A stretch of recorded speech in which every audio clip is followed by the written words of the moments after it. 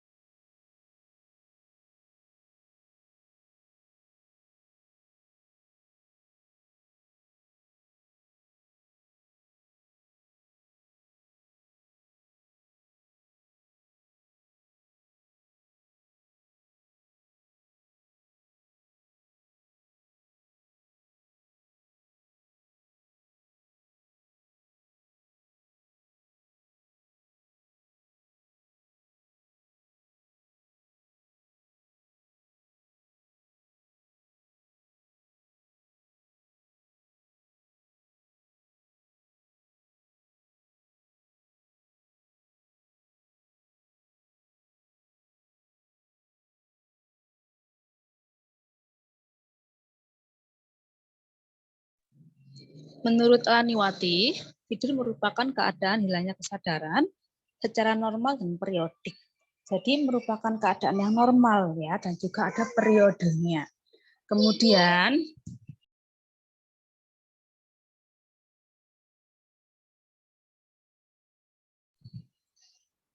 secara pasti bahwa tujuan tidur itu belum jelas, tetapi para ahli telah mendiagnosis atau merumuskan bahwa tidur dapat menjaga kesehatan mental, kemudian juga dapat menyeimbangkan emosional dan juga kesehatan. Nah, karena itu jika Anda merasa kurang tidur ya, maka kalau misalkan ada pasien-pasien yang kurang tidur gitu ya, maka Anda juga harus paham, oh pasien ini istirahat, tidurnya kurang. Jadi kalau misalkan ada tindakan-tindakan tertentu yang bisa memicu untuk baper ya, atau emosi pada pasien, harus dikomunikasikan dengan baik. Karena tadi kurang tidur itu bisa emosionalnya tidak stabil atau labil gitu ya. Jadi Anda harus hati-hati betul. Dan juga sebagai seorang perawat, misalkan ada teman Anda yang sudah habis jaga malam, kemudian ketika timbang terima mungkin agak tinggi ngegas gitu ya, maka Anda harus juga paham mungkin ketika jaga malam ada keadaan yang darurat sehingga mereka tidak bisa istirahat dengan baik gitu ya. Jadi Anda harus paham betul bahwa kebutuhan tidur itu sangat penting bagi emosional dan juga kesehatan. Ketika Anda selesai juga jaga malam juga, Anda juga jangan keluyuran, Anda juga harus istirahat di rumah gitu ya, karena Anda waktu tidur Anda di malam hari kurang. Nah, Anda juga harus paham betul itu ketika menyetir atau mengendarai kendaraan bermotor juga harus hati-hati. Karena tadi kurang tidur juga sangat mempengaruhi konsentrasi dan sebagainya. Nah, selama tidur itu ternyata juga ada orang yang mereview atau mengulang kembali kejadian-kejadian sehari-hari. Jadi mungkin ada juga ketika terbawa mimpi gitu ya, ketika tadi jalan-jalan ke pantai, ternyata malam hari juga mimpi ke pantai. Nah, itu juga bisa. Nah, juga tidur juga memproses dan menggunakan untuk masa depan. Unik ya. Kemudian ternyata tidur juga mampu mengurangi stres. Ada hormon yang berperan yaitu kortisol, di mana waktu produksi kortisol ini sangat tertinggi pada malam hari hingga waktu pagi sekali. Jadi nyenyak tidur pada jam-jam ini sangat penting untuk hormon kortisol ini akan bekerja dengan baik.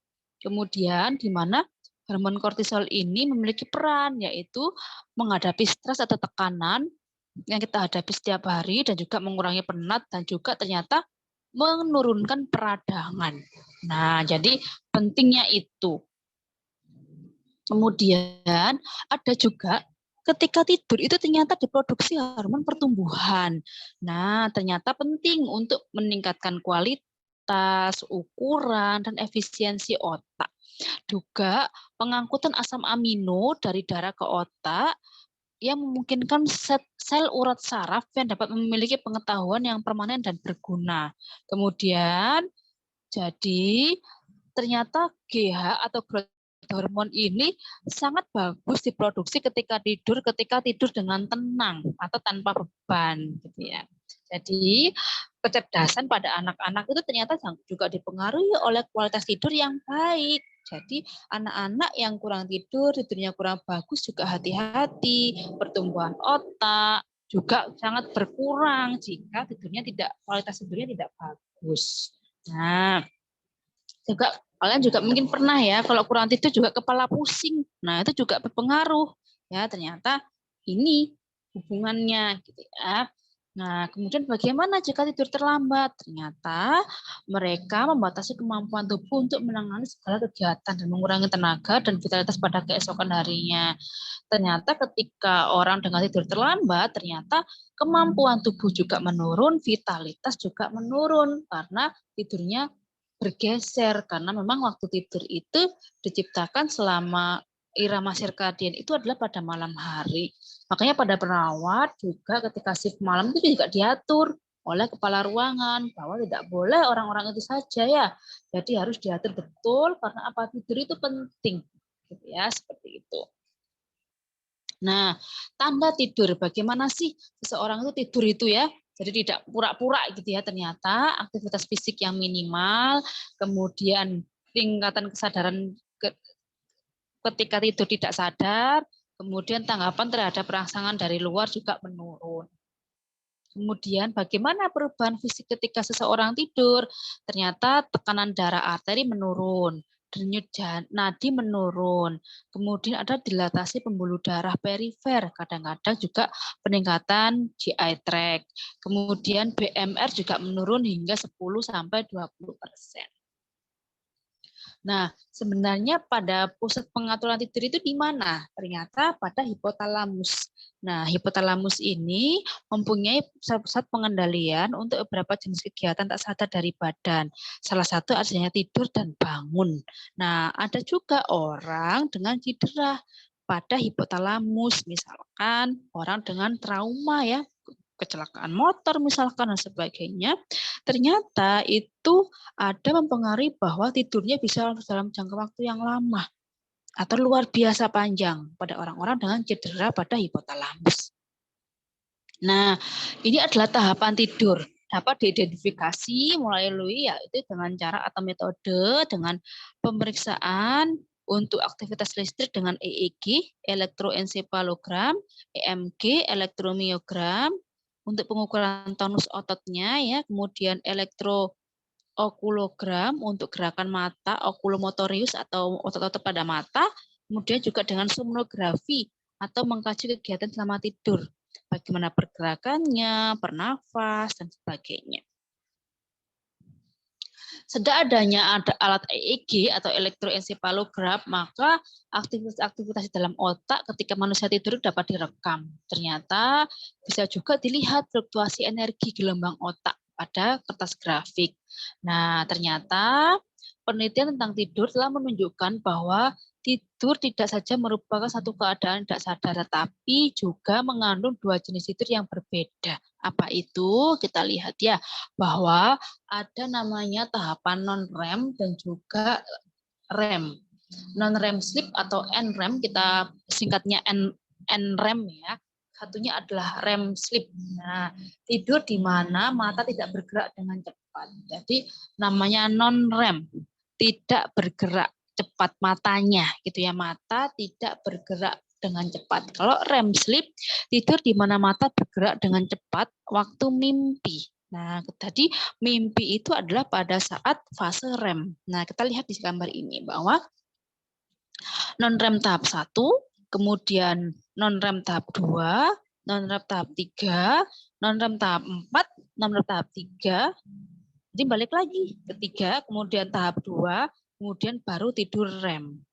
Nah, seperti itu siklusnya. Jadi non-REM-nya ada 4 tahap, ya. Kemudian tidur REM-nya 1 tahap, ya. Jadi non-REM tahap 1, 2, 3, 4, kemudian ketiga lagi, kedua, kemudian tidur REM dan non-REM tahap 2. Kemudian waktunya ini bagaimana, Bu? Masing-masing individu berbeda-beda ya, tergantung dari kedalaman tidur, nyenyaknya, stimulus dari luar, dan sebagainya. Karena kan bisa dibangunkan, ditepuk-tepuk orang, tiba-tiba dari non-REM tahap 3 langsung ke non-REM tahap 1 misalkan ya, seperti itu.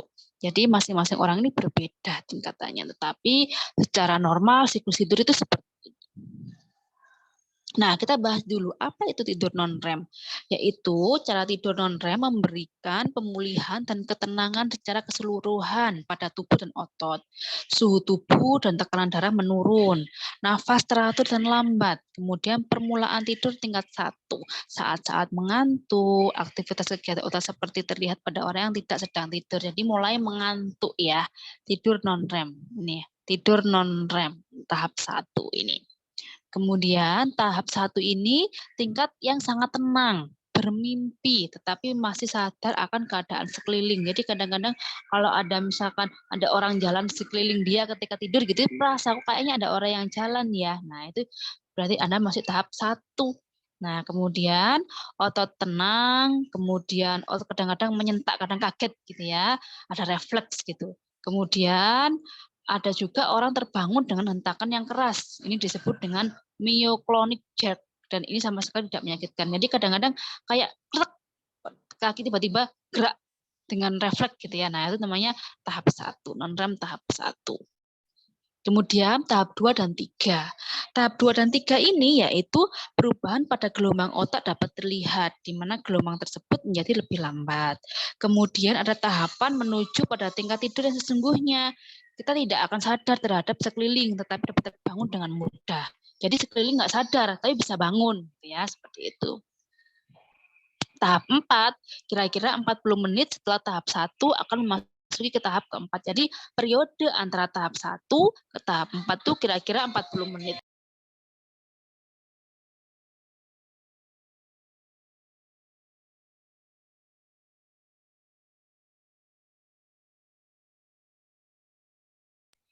Sekitar 40 menit, kemudian di sini tidur yang sangat sulit untuk bangun, karena dia benar-benar dalam, tidurnya tahap 4.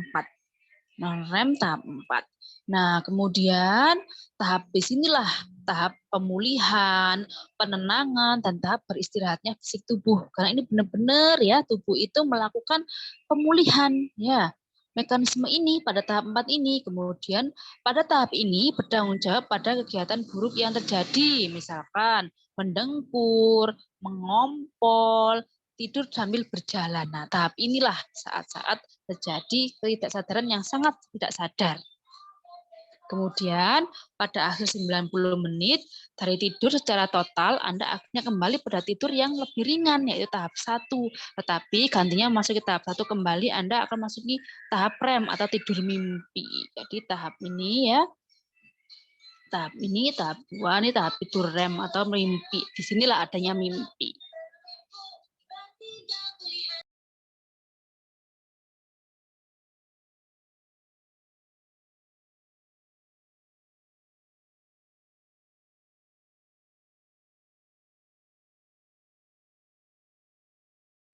Kita akan membahas tentang tidur REM. Apa itu tidur REM? Ciri-ciri tidur REM ya, maka sentakan otot, ada tenang, tekanan darah dan tidak teraturnya urat nadi. Kemudian siklus ini ya, dalam siklus tadi gambar tadi itu berulang dari 4 sampai 6 kali dalam satu malam. Jadi dia muter terus gitu ya, berulang. Kemudian setiap orang bermimpi pada keadaan tidur REM. Jadi mimpi itu muncul pada saat tidur REM. Sama seperti pada tahap 4, di mana tidur ini dapat menenangkan Anda secara fisik. Jadi Anda bermimpi itu juga ada proses menenangkan secara fisik. Seperti itu. Nah, maka tidur REM dapat menenangkan Anda secara mental dan sangat penting untuk belajar dan menghafal. Tidur yang cukup pada saat pengambilan keputusan atau masalah penting. Karena tadi mempengaruhi emosional, fisik, keputusan, dan sebagainya.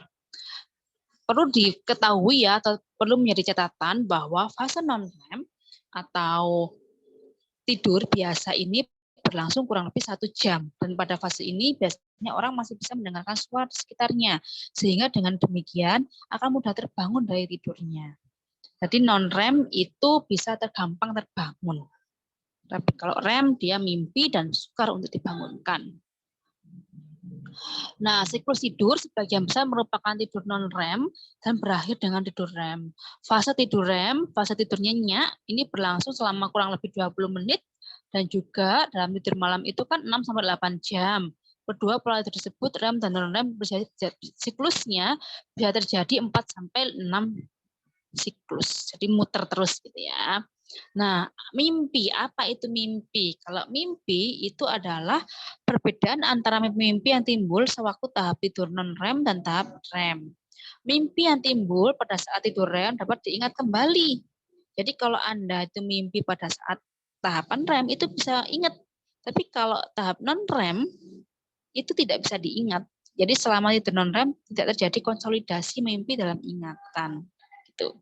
Kekurangan REM lebih menjengkelkan dan tidak menenangkan daripada kekurangan non-REM. Jadi pada proses REM, tidur yang sangat nyenyak dalam mimpi itu lebih bagus. Ya, tapi kalau dia kekurangan dalam tahap ini, kurang waktunya, kualitasnya, maka si tidurnya itu maka akan merasa kurang nyenyak gitu. Seperti itu. Nah, tapi kalau pada tahap non-REM dan seseorang itu kekurangan pada tahap non-REM, itu tidak terlalu bermasalah. Tapi kalau pada REM-nya, nyenyaknya itu yang kurang, maka akan mengakibatkan kualitas tidurnya kurang bagus. Nah, ternyata pada tahap tidur non-REM itu bisa mimpi, tetapi tidak bisa diingat. Gitu ya. Ternyata non-REM dan REM pun dua-duanya bisa mimpi. Gitu, tetapi ada perbedaan. Kalau REM dia bisa diingat, tapi kalau non-REM tidak bisa diingat. Bagaimana fisiologi tidur? Ternyata tidur itu adalah proses penghambatan yang aktif. Ada teori lama yang menyatakan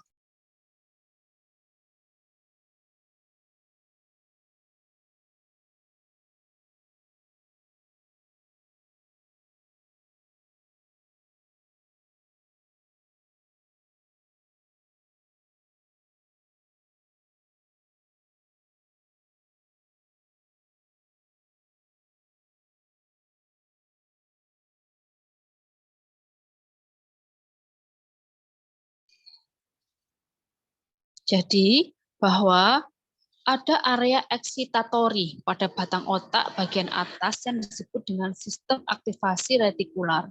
Ketika mengalami kelelahan setelah seharian terjaga dan karena itu maka menjadi inaktif. Keadaan ini disebut dengan teori pasif dari tidur.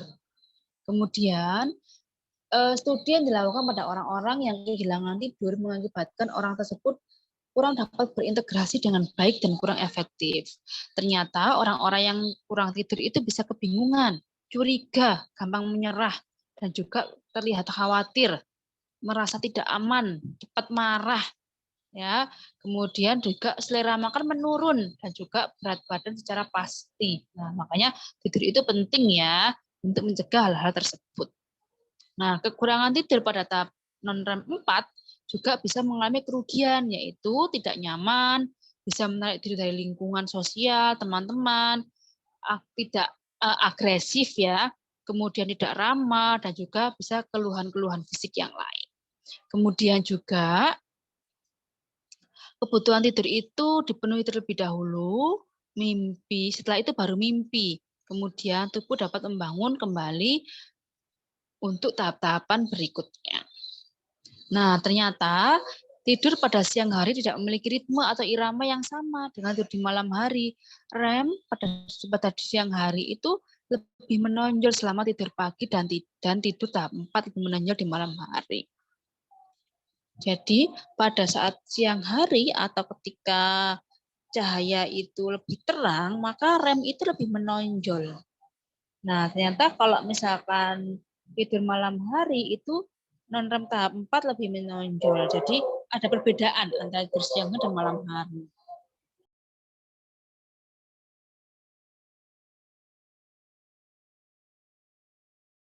Ada beberapa faktor yang menyebabkan seseorang kehilangan tidur pada fase non-REM. Misalkan ada obat-obat tertentu, diazepam, hipotiroid, obat-obat ada depresi, sukar bernafas, berhenti nafas saat tidur.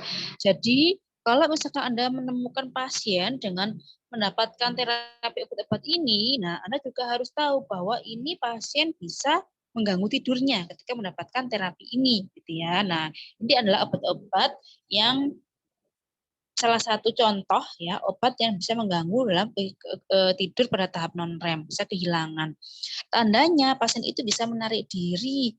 Jadi pada pasien-pasien yang ODGJ ketika dia mendapatkan diazepam, nah pasien juga bisa loh menarik diri karena obat ini efek samping. Bisa juga apatis, respon menurun, tidak enak badan, bicaranya mengalami kemunduran, ekspresi wajah kurang dan ngantuk berlebihan. Nah, kalau kehilangan tidur REM dan non-REM itu bisa tandanya begini, kurang perhatian, keletihan, mata kabur, gatal, mual pusing, sulit mengingat, kemudian bisa juga halusinasi. Nah, sekarang kita akan membahas tentang gangguan istirahat dan tidur pada manusia, yaitu ada insomnia, ada hipersomnia, ada parasomnia, narkolepsi, dan juga sleep apnea. Apa itu? Jadi kalau insomnia adalah gangguan tidur yang sering terjadi atau tidak mampu atau memperoleh kualitas maupun kuantitas tidur yang cukup. Jadi selain jamnya, kuantitasnya, kualitasnya juga tidak bisa dapat didapatkan secara maksimal, itu insomnia. Kalau hipersomnia, dia tidur terus. Jadi ada orang-orang yang dia kelainannya itu tidur terus, itu ada melebihi dari 9 jam per hari. Ya, ada berbagai macamnya, tapi mungkin cedera pada hipotalamusnya dan sebagainya. Ada juga parasomnia, yaitu gangguan tidur yang sering terjadi pada anak-anak, misalkan somnambulisme, tidur sambil jalan. Tidur di kamar tiba-tiba sampai tidurnya dia di jalan gitu ya, bawa bantal nggak sadar tidur di tengah jalan juga ada. Eneuresis nokturnal, misalkan ngompol pada orang tua atau pada anak. Narkolepsi, yaitu perasaan ingin tidur yang tidak dapat dikendalikan, jadi moro-moro tidur. Nah ya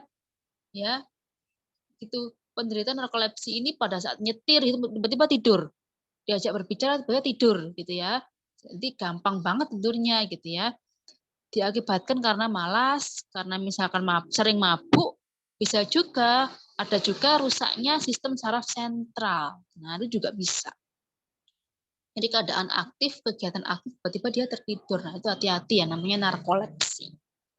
Sleep apnea, yaitu ketika keadaan tidur tiba-tiba nafasnya berhenti. Nah, itu juga bisa. Misalkan ada tonsil membesar, jadi amandelnya dia membesar, sehingga menutup jalan nafas ya. Mendengkur juga bisa, yang ngorok. Atau misalkan yang kelainan bentuk rahang, sehingga proses ventilasinya juga terganggu. Nah, ada juga ternyata faktor-faktor yang mempengaruhi kebutuhan tidur pada manusia, yaitu usia, keadaan penyakit, stres psikologi, obat-obatan, dan gaya hidup. Contohnya usia, ternyata bayi itu memiliki kebutuhan tidur yang lebih banyak daripada orang dewasa. Jadi jangan kaget ya kalau pada orang bayi kok tidur terus. Iya, bayi baru lahir itu kebutuhan tidurnya sepanjang hari tidur terus gitu ya, karena memang kebutuhan secara fisiologis atau secara normal kebutuhan bayi memang tidurnya lebih banyak daripada usia yang lebih banyak atau lebih banyak daripada bayi. Jadi jangan heran kebutuhan bayi memang tidur lebih banyak, sepanjang hari bisa tiduran terus gitu ya. Kemudian pada toddler 10-12 jam mulai bermain. Prasekolah 11 jam, usia sekolah 10 jam per hari. Ya.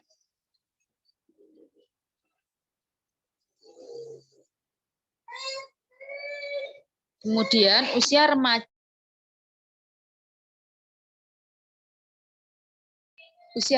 bisa 8,5 jam, kemudian dewasa muda 8-10 jam, dewasa tua 7 jam, dan juga usia tua itu ternyata menurun lebih dari 60 tahun itu bisa 6 jam per hari.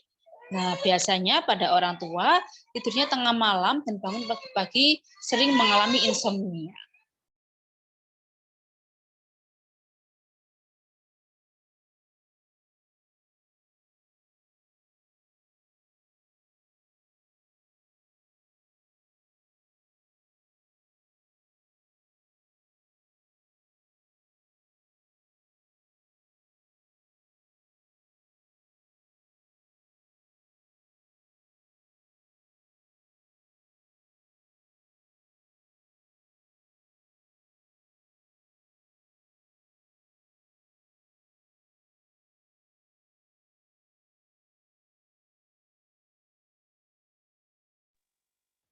Nah, apa saja yang mempengaruhi kebutuhan tidur ternyata bisa juga menyebabkan penyakit ya, kerusakan gastrik atau duodenum, nasal kongestik, gangguan endokrin, artritis, asma, migrain, suhu tubuh dan anerosis. Jadi itu beberapa penyakit yang dapat mempengaruhi tidur. Kemudian akibat tidur yang kurang juga bisa menyebabkan cemas, depresi dan lain-lain. Obat-obatan. Nah, ini juga obat-obatan yang dapat mempengaruhi tidur, yaitu hipnotik, obat penenang, menurunkan tidur REM. Amfetamin, antidepresi, menyebabkan lebih banyak tidur REM dan sering mimpi buruk. Jadi jangan heran kalau pada orang-orang dengan obat-obatan ini, pada orang ODGJ misalkan ya, atau orang-orang dengan kondisi tertentu yang mendapatkan terapi ini, maka tidurnya pun juga akan berubah. Gaya hidup ternyata sering minum minuman beralkohol juga dapat menyebabkan tidur REM terpecah belah. Karena juga kafein juga merangsang saraf pusat sehingga sulit tidur, dan juga susu itu juga dapat mengandung asam amino L-triptofan merangsang saraf simpatis sehingga tidur pun juga lebih banyak. Gitu ya, susu. Nah, cara terbaik untuk meningkatkan tidur adalah dengan melakukan olahraga secara teratur. Sehingga apa? Terpola gitu ya. Badannya itu terpola atau tubuh kita akan terpola seperti atlet ya. Itu juga tidurnya lebih nyenyak daripada orang yang bukan atlet. Kemudian memiliki waktu yang tetap untuk tidur dan bangun di pagi hari. Sehingga ritme tubuh akan teratur dan menyesuaikan gitu ya ketika ritme itu akan dirutinkan, dikonsistenkan seperti itu. Kemudian bisa mengatur kegiatan aktivitas sehari-hari, kemudian hindari makan terlalu malam, ya, kemudian hindari kopi, alkohol, obat-obatan yang dapat mempengaruhi tidur, dan juga akhiri Anda dengan jangan melihat-melihat tontonan-tontonan yang mencengangkan atau menegangkan, menakutkan, dan sebagainya. Akhiri waktu Anda sebelum itu dengan sesuatu yang menenangkan, yang damai, ya, seperti itu. Kemudian jalan-jalan di waktu senggang, kemudian mandi air hangat, bukan air panas, kemudian ruangan juga bersih, sejuk, gitu ya, cahaya juga bagus dan sebagainya. Latihan-latihan penenangan dan juga dapat juga melakukan meditasi, berdoa untuk menenangkan pikiran. Nah, ini adalah penutupnya ya, kesimpulannya bahwa istirahat tidur merupakan kebutuhan dasar yang diperlukan oleh semua orang. Kemudian agar berfungsi optimal, maka seseorang selain memerlukan istirahat, dia juga memerlukan tidur yang cukup. Baik, terima kasih atas waktunya. Semoga kita sebagai seorang perawat mampu memahami tentang tidur dan juga mampu memfasilitasi pasien dan keluarga dan sebagainya untuk kebutuhan yang satu ini, kebutuhan dasar yaitu istirahat dan tidur. Saya akhiri. Assalamualaikum warahmatullahi wabarakatuh.